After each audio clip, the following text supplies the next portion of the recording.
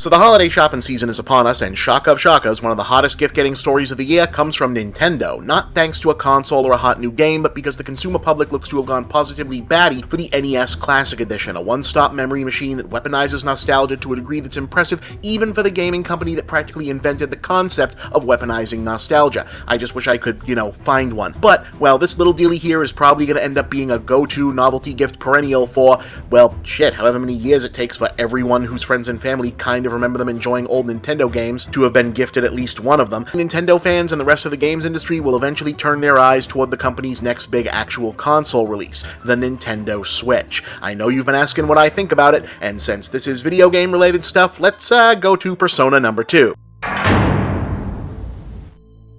I am the Game Overthinker, and can I just use my normal tone of voice? Sure, yeah. Yeah, okay, yeah. I'm not really sure why you stopped. Alright then, I'm the Game Overthinker, let's talk about the Nintendo Switch.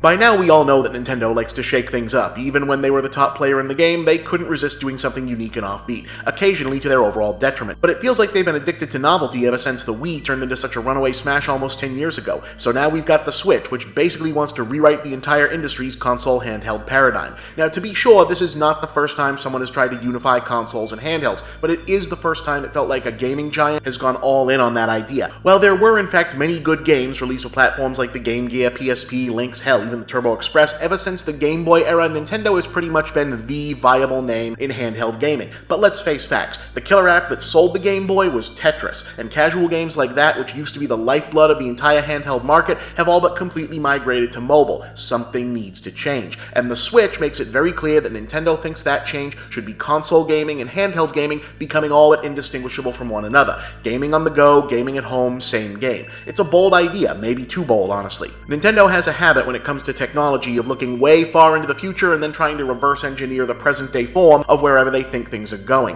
They had the Virtual Boy in '95, but virtual reality is only finally barely kind of working now, 21 years later. The Wii feels like a precursor to maybe eventually getting to that mid-air swipey shit from Minority Report. You get the idea. Sometimes it works, sometimes it doesn't. The Wii U and now the Switch feel very much hatched from the same kind of mindset. Nintendo seems to be pretty damn sure that flipping games, TV, media, etc. back and forth from TV screens to tablets is the wave of the future, and they want to be the first out of the gate on that basic idea. I mean, it has a bunch of other features too. I like the whole idea behind those modular, let's all take a break and play some local multiplayer Switch concepts in the commercial so much, it's almost a shame that almost no one is ever going to actually do that with it, but let's get real. Take your game with you is the money feature here, and if they actually make it work, it could really be something. The big concern, of course, is power. Well, not so much from me. Power is overrated at this point, and frankly, I'd welcome a supposedly underpowered Nintendo console to jump out ahead and blow up this bullshit processing power arms race that's been choking the goddamn market to death. I mean, holy shit, they're upgrading the Xbone and the PS4 for 4K when almost nobody has a 4K TV, and the technology behind it doesn't even work totally yet. Good God, did you people learn nothing from the plasma debacle? 4K isn't ready yet.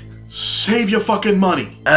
But anyway, the unfortunate fact is, if the Switch doesn't have the kind of power and familiar interchangeable interface third parties demand, it might be another Nintendo console that doesn't get the support it needs, and that might actually be it this time. I hope not, I hope it works, but basically laying their handheld and console futures on the line at the same time really does make it feel like the Switch is finally do or die time for Nintendo. The odds are against them. Hell, their stock went down when they announced the damn thing because their bullshit investors mainly want them to give up and turn into a fucking mobile developer. In the end, what's immediately clear is that Nintendo has realized, perhaps too late, that modern gaming as it currently exists, depending on your point of view, either transformed or crumbled into a place where they just don't comfortably fit anymore. The Switch Gambit represents an attempt to transform that paradigm again into something they can not just occupy, but survive and thrive in, and I for one hope to the gods they pull it off. Call me old before my time if you must, but the day Nintendo is no longer a driving force in gaming is the day the last piece of what made the medium feel magical and special to me all those years ago is probably all but snuffed out completely. No, they're not perfect. I'm under no fanboy delusions about that. They're just a company, one whose American branch should really learn to stop treating their employees like disposable commodities, ahem. But in many ways, they're the last connection video games have to that lost age when the medium had a heart and soul of its own. The Switch might well end up being the last stand for gaming as I've known and loved it. I just hope the good guys win this time.